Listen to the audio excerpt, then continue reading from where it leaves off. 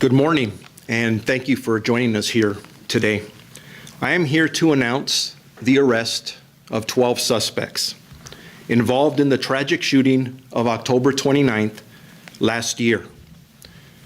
2 of the 12 suspects are already in custody on unrelated charges. That night, we lost 3 victims and saw more than 18 other individuals victimized, including 7 women who suffered gunshot wounds. Some victims suffered life-altering injuries, and the entire community was traumatized by these crimes. Before I discuss the details of these arrests, I want to take a moment to honor the murder victims of this incident. Maurice Poe Jr., a 25-year-old from the city of Long Beach. Ricardo Torres, a 28-year-old resident of the city of Inglewood. And Melvin Williams II, a 35-year-old from the city of Gardena. I ask that you please keep their families in your thoughts and prayers as they continue to deal with the terrible consequences of that senseless shooting. Since this violent act, detectives have been actively pursuing all leads. For several weeks, homicide detectives canvassed the area where the shooting occurred in search of witnesses. They connected with the victims and their families, retraced the suspect's steps from the night of the incident, and reviewed extensive surveillance footage. And their hard work has paid off. In the early hours of September 2nd, we began a multiple-day operation to bring those responsible for this horrific crime to justice. And now I want to take a moment to thank our other law enforcement partners who helped with this investigation. What you see here is a commitment from all of these agencies who graciously spared resources to collaborate and share information to identify and hold those responsible to choose to terrorize our community. On behalf of our city and the victims, I want to thank the following: the Federal Bureau of Investigation, the Long Beach office, the Seattle Safe Streets Task Force, and the San Diego SWAT team as part of the FBI, the U.S. Marshal Service, the Los Angeles Impact Task Force, the Los Angeles County District Attorney's Office and Sheriff's Department, the Fresno Police Department, the Orange Police Department, the Modesto Police Department, the Garden Grove Police Department, and the San Jose Police Department and their merge unit. As you can see, we got a lot of assistance from a lot of people as our detectives took the lead on this investigation. Starting September 3rd, we executed a total of 15 search warrants, 7 here in Long Beach and 8 in various cities throughout our state. Exact locations will be provided in our news release after the conclusion of this presser. Now I want to take some time to go over what we believe transpired the night of this horrific incident. On the night of Tuesday, October 29th, 2019, a Halloween-themed birthday party was being held in the 2700 block of East 7th Street. The partygoers were innocent men and women at a family residence.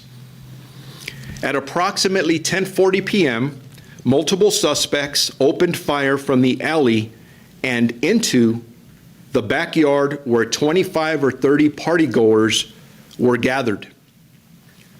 Ballistics confirmed that the shots were fired from 3 different handguns.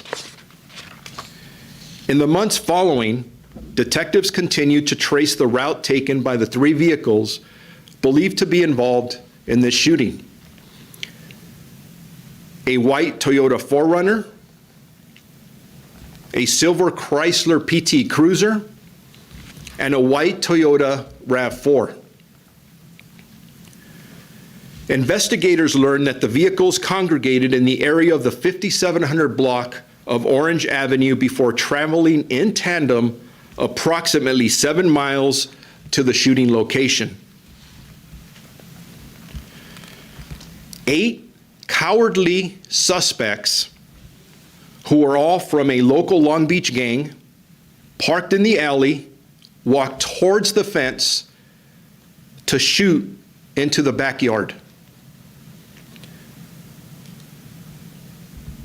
We acknowledge that none of this makes sense, so I want to clarify a potential motive.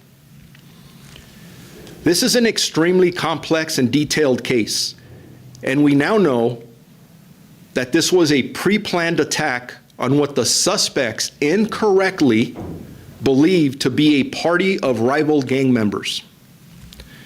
And I want to clarify that none of the victims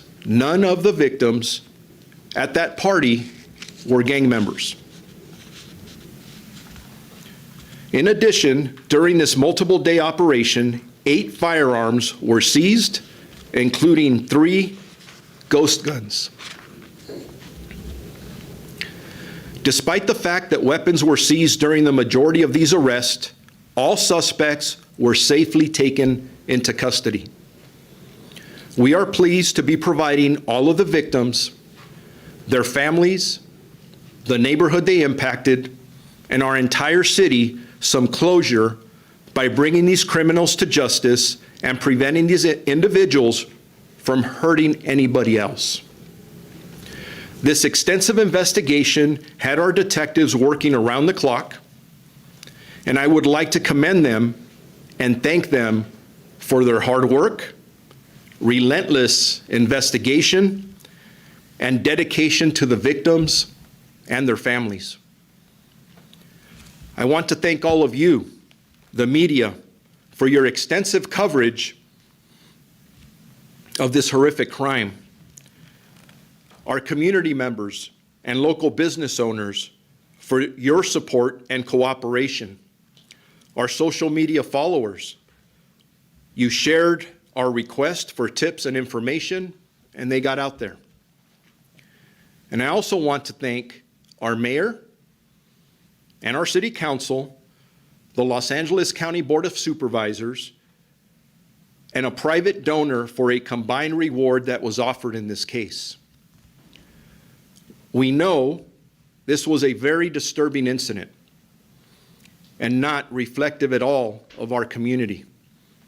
So please know we will continue to work with our community partners, not only to provide services for the victims of this crime, but to also prevent any acts of violence similar to this ever again, we hope. I really want to thank you for tuning in. That's the presentation I have, and I now stand ready to answer any questions that you may have. Our first question is from Margaret Carrero from CanX. Yes, hi, Chief, thank you so much for taking some questions. Of the weapons that were seized, do you believe that you have the 3 guns that were used in this shooting, and do you believe that you have everyone that was involved? We believe at this point that we do have everybody in custody that is involved, but I also stand here and I ask that if anyone else has any information that they come forward, because there may have been others that were either directly involved or indirectly involved. So we still want the flow of information coming in to us. Number 2, were the weapons or handguns involved in this crime recovered?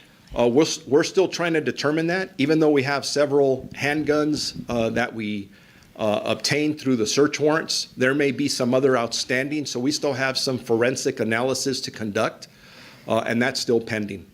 Thank you for the question. Next question is from David Rosenfeld from the Press-Telegram. Hi, how are you? Thanks very much. I just want to ask if you could clarify a couple of things. You mentioned up top, I didn't quite hear the very beginning, but you said there were 12 suspects. You mentioned 8 individuals that walked up to the house in the alley. and you mentioned that there were three ballistics showed you that there were three guns being used. So do you know exactly who are the shooters? And if so, then what are the other charges? What are those exact charges for those other individuals? Thank you. So in regards to the specific suspects and counts, our detectives, our homicide detectives have done amazing work. And we believe that we have the shooters, the three shooters that were responsible for firing indiscriminately into this backyard in custody. We anticipate that the Los Angeles County District Attorney's Office will charge them all with murder. And with all the suspects that we have in custody, the majority of them are going to be charged with murder, and there are some others that are going to be charged with either related or unrelated gun charges. Our next question is from Jeremiah Dobrik from the Long Beach Post. Hi, Chief. Thanks for taking our questions today. My question is, how did these alleged gang members make their way to this party? How did they get this information that this was a place to attack? And even if they thought they were targeting another gang, this is an extreme act of violence that I can't recall ever seeing, even in a gang-on-gang situation here in Long Beach. What prompted them to take such an extreme violent action, even if they thought they were targeting another gang? Yeah, to be honest with you, how we believe we know that, and I stated in the presentation, none of this makes sense. Because for us as reasonable people, we would never think about firing a gun indiscriminately into a backyard where there's people having a good time, where there's a family that lives in the house. Our detectives, again, through all the work that they're doing, will be able to figure out exactly what information they had that led them to this address and why they believed that there were rival gang members located there. Obviously, that's what we believe happened. That's what we believe that we'll be presenting, or not we believe, that's what we'll be presenting to the District Attorney's Office, and we believe we can prove that. And all I'm going to say to that question is stay tuned. Jeremiah, you're really good at hanging out in court. You'll go to court and find out all those details, and the story will continue. But it's a very sad case of just, and I've repeated it over and over, cowards shamelessly shooting into a backyard, and look how many victims we had. It's a very sad case. Any other questions? We have a question also. It says, when were the two arrested and the other 10 be named? I think you're talking about the initial two suspects that were already in custody. Yeah, we have two suspects that were already in custody due to unrelated charges. And the information we have, that one of them was in custody for a murder and the other one for an attempt murder. So you see the kind of people we were dealing with, unfortunately. And we have a document that's going to be available to each and every one of you that will lay out the information on these suspects and that specific information. I refuse to talk about suspects here on camera. I'm going to focus on the victims. I think as a community, as a society, we need to focus more on victims and not on suspects, and that's why you see the majority of our comments geared towards just that. There will also be links in the news release to the other two incidents where the suspects were arrested. Okay, and that's it for our questions. We're going to do Spanish in just a moment.